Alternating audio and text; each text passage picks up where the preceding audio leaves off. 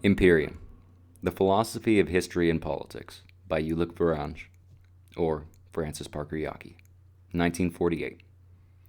To the hero of the Second World War, Was mich nicht umbringt, macht mich stärker. What doesn't kill me makes me stronger. Nietzsche. Foreword.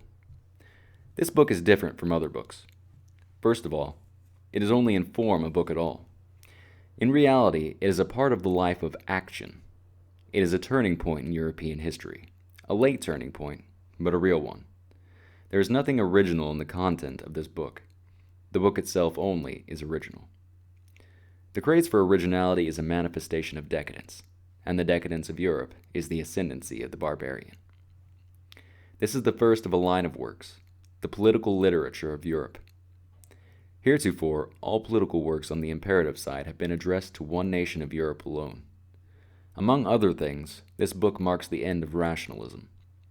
It does not bring it about. Not books, but only the advance of history can accomplish anything of that sort. It merely rings its funeral knell. Thus, the imperative side of life returns to its pristine source, the will to power. Henceforth, there will be no discussion of actions in terms of abstract thought. This is addressed to all Europe, and in particular to the culture-bearing stratum of Europe. It summons Europe to a world historical struggle of 2 centuries' duration. Europe will partake in this struggle, either as a participant or as the booty for marauding powers from without. If it is to act, and not merely to suffer, in this series of gigantic wars, it must be integrated, and there is only one way this can occur. The Western culture is suffering from disease, and the prolongation of this disease is the prolonging of Chinese conditions in Europe. The word Europe changes its meaning. From now on, it means the Western civilization, the organic unity which created as phases of its life the nation ideas of Spain, Italy, France, England, and Germany. These former nations are all dead. The era of political nationalism has passed.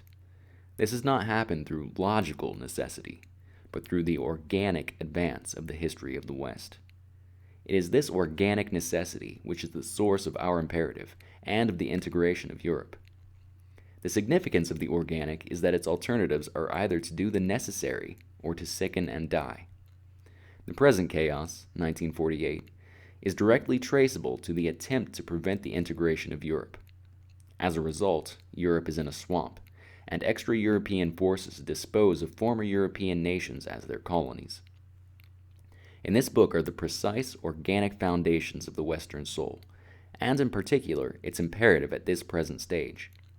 Either Europe will become totally integrated, or it will pass entirely out of history. Its peoples will be dispersed, its efforts and brains will be at the disposal forever of extra-European forces. This is shown herein not by abstract formulae and intellectualized theories, but organically and historically. The conclusions, therefore, are not arbitrary, not a subject for choosing or rejecting, but absolutely compelling to minds which wish to take part in affairs. The real author is the spirit of the age, and its commands do not admit of argumentation, and their sanction is the crushing might of history, bringing defeat, humiliation, death, and chaos. I condemn here at the outset the miserable plans of retarded souls to unite Europe as an economic area for the purposes of exploitation by and for the defense of the imperialism of extra-European forces. The integration of Europe is not a subject for plans, but for expression. It needs but to be recognized, and the perpetuation of 19th century economic thinking is entirely incapable here. Not trade and banking, not importing and exporting, but heroism alone can liberate that integrated soul of Europe, which lies under the financial trickery of retarders, the petty statism of party politicians, and the occupying armies of extra-European forces. The imperative integration of Europe takes the form of unity of people, race, nation, state, society, will, and naturally also economy. The spiritual unity of Europe is there. Its liberation will automatically allow the full blooming of the other phases of the organic unity, which all flow from the spiritual.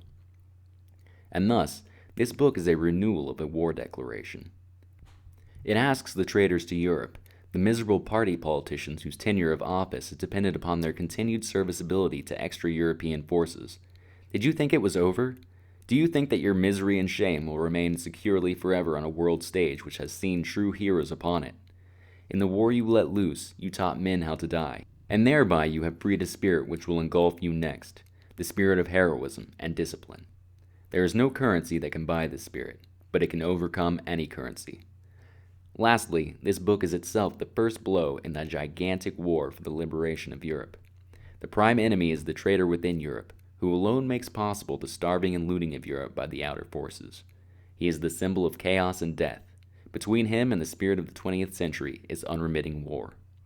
Ulick Varange, British Bay, January 30th, 1948.